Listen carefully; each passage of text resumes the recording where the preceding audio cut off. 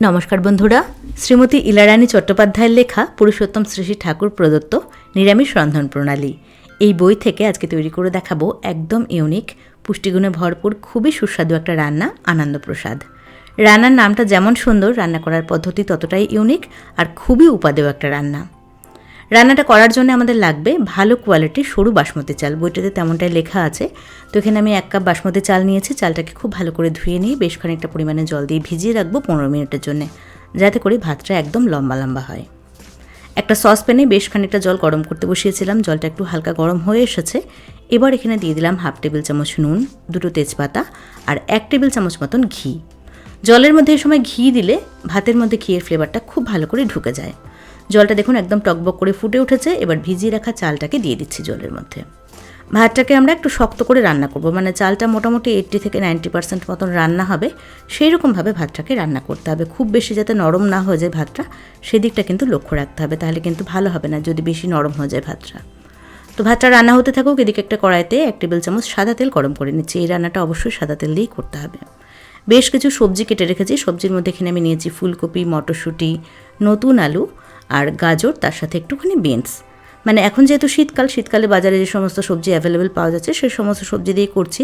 যদি এটা গরমকাল হতো তাহলে কিন্তু কাঁঠালের বীজ, পটল বা কচু এইসব দিয়ে রেসিপিটা তৈরি করতাম। মানে সিজনাল যে সমস্ত সবজি বাজারে পাওয়া যায় সেই সব সবজি দিয়েই রান্নাটা করার কথা বইটাতে লেখা আছে। তো এখানে আমি সবজিগুলোকে মাঝারি পিস করে কেটে নিয়ে ভালো করে ধুয়ে জল ছড়িয়ে রেখেছি। তেল গরম হয়ে গেছে। কথা বলতে বলতে তেলের মধ্যে সামান্য পরিমাণে নুন মিশিয়ে প্রথমে আলুটাকে একটু হালকা করে ভেজে নিচ্ছি। আলু যেহেতু একটু শক্ত সবজি, ভাজা হতে সময় একটু বেশি লাগবে বা সেদ্ধ হতে সময় একটু বেশি লাগবে, সেজন্য আলুটাকে প্রথমে একটু হালকা করে ভেজে নিয়ে তারপরে এখানে ফুলকপি আর গাজরটাকে দিয়ে দিতে হবে। সবজিটাকে খুব ভালো করে ভাজতে হবে। গ্যাসের আঁচ একদম কমিয়ে একটু ঢাকা দিয়ে দিয়ে সবজিটাকে একটু সময় নিয়ে বেশ ভালো করে ভেজে নেব, যাতে করে সবজিটা ভাজতে ভাজতে বেশ সুন্দর লালচে হয়ে যায় আর সেদ্ধ হয়ে যায় মোটামুটি 90% মতন। তো 4-5 মিনিট একদম কম আছে আমি ঢাকা দিয়ে রেখেছিলাম। এরই মধ্যে দেখুন সবজি কিন্তু কালার চেঞ্জ হয়ে গেছে, সবজির সুন্দর লালচে হয়ে গেছে সবজিটা, আর বেশ অনেকটা নরম হয়ে এসেছে। এবার এখানে বিনস আর মটরশুঁটিটাকে দিয়ে দিচ্ছি। সব কিছুকে ভালো করে এর সাথে মিশিয়ে নিয়ে আরও 2-3 মিনিটের জন্য একদম কম আছে ঢাকা দিয়ে রাখবো, যাতে করে বিনস আর মটরশুঁটিটাও সেদ্ধ হয়ে যায়।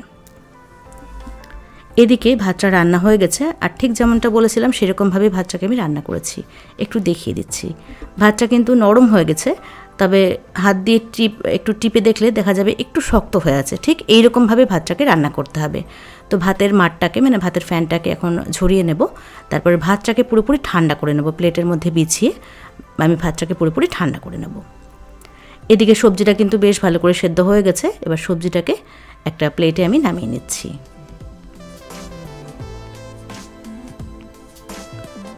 ভাতটা ঠান্ডা করে নিয়েছি। প্লেটের মধ্যে ভাতটাকে বিছিয়ে ফ্যানের নিচে রেখে দিয়েছিলাম। তো ভাতটা ঠান্ডা হয়ে গেছে, তেজপাতাগুলোকে আমি সরিয়ে নিলাম। এবার কড়াইতে আরও 1 টেবিল চামচ মতন সাদা তেল গরম করে নিয়েছি। তেলের মধ্যে সামান্য পরিমাণে একটুখানি হিং মিশিয়ে নিলাম আর দিয়ে দিচ্ছি একটুখানি গোটা গরম মশলা, মানে ছোটো এলাচ, লবঙ্গ আর দারচিনি। ছোটো এলাচটাকে আমি একটুখানি থেতো করে নিয়েছিলাম। তো ফোড়নটাকে কয়েক সেকেন্ড একটু ভেজে নিচ্ছি। খুব মিষ্টি একটু সুগন্ধ বেরিয়েছে হিং আর গোটা গরম মশলার। এবার এখানে দিয়ে দিচ্ছি একটুখানি আদা বাটা, মানে 1 ইঞ্চি মতন আদা এখানে আমি বেটে নিয়েছিলাম। আদা বাটাটাকে দিয়ে 15 থেকে 20 সেকেন্ডের জন্য একদম কম আছে একটুখানি কষিয়ে নিচ্ছি, যাতে করে আদার কাঁচা ভাবটা চলে যায়। তো ফোড়নটা এখানে বেশ ভালো করে আমি কষিয়ে নিয়েছি। এবার ঠান্ডা করে নেওয়া ভাতগুলোকে দিয়ে দিচ্ছি। ভাতটাকে কিন্তু অবশ্যই ঠান্ডা করে নিতে হবে। যদি একদম গরম ভাত ব্যবহার করা হয় তাহলে কিন্তু ভাতগুলো ভেঙে ভেঙে যায়। তো ভাতটাকে ঠান্ডা করে নিলে ভালো হবে।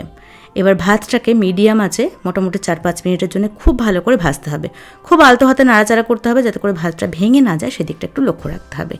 এরকমভাবে ফোল্ড করে করে ভাতগুলোকে নাড়াচাড়া করবেন, তাহলে দেখবেন ভাঙবে না ভাতটা।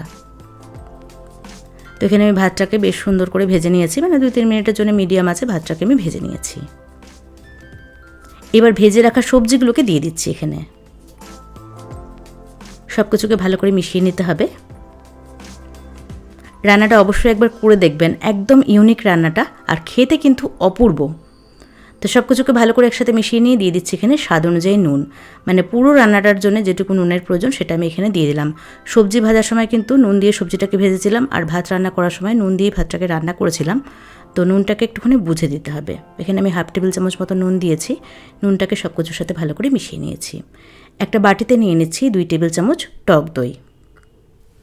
টক দইটা যেন একটু ফ্রেশ হয়, টক দইটা যেন বেশি টক না হয় সেদিকটা একটু লক্ষ্য রাখবেন। টক দইয়ের মধ্যে মিশিয়ে নিচ্ছি 2 টেবিল চামচ চিনি, একটু মিষ্টি মিষ্টি হবে। বেশ খানিকটা পরিমাণে জল দিয়ে ভালো করে একটা হুইস্কার দিয়ে সব কিছুকে একসাথে মিশিয়ে নিতে হবে। তো টক দই আর চিনি ভালো করে মিশিয়ে নিয়েছি, ঠিক এরকমভাবে একটু পাতলা করে মিশিয়ে নিতে হবে টক দই আর চিনিটাকে। এবার এই ভাতটার মধ্যে টক দইয়ের মিশ্রণটাকে দিয়ে দিলাম। কয়েকটা কাঁচা লঙ্কা এরকমভাবে চিড়ে নিয়েছিলাম, তো সেটাকে দিয়ে দিলাম। আর দিয়ে দিচ্ছি বেশ খানিকটা পরিমাণে ধনেপাতা কুচি। এখন আর এটাকে মেশাবো না, একদম কম আছে 5 মিনিটের জন্য ঢাকা দিয়ে দমে রান্না করব। 5 মিনিট পরে ঢাকনাটাকে খুলে নিচ্ছি, গ্যাসের ফ্লেম আমি অফ করে দিয়েছি। দিয়ে দিচ্ছি এখানে বেশ খানিকটা পরিমাণে গরম মশলার গুঁড়ো আর সামান্য পরিমাণে একটুখানি ঘি। ঘিয়ের পরিমাণ কিন্তু আপনারা ইচ্ছে মতন দিতে পারেন, তবে আমি খুবই অল্প পরিমাণে একটুখানি ঘি মিশিয়ে নিলাম।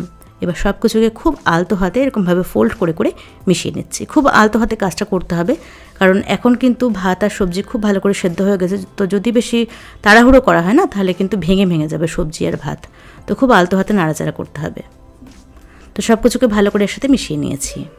দেখুন এটা দেখতে কতটা লোভনীয় লাগছে আর দারুণ একটা সুগন্ধ বেরিয়েছে। এটা কিন্তু শুধু শুধুই খাওয়া যায় বা একটু স্যালাড দিয়েও খাওয়া যায়।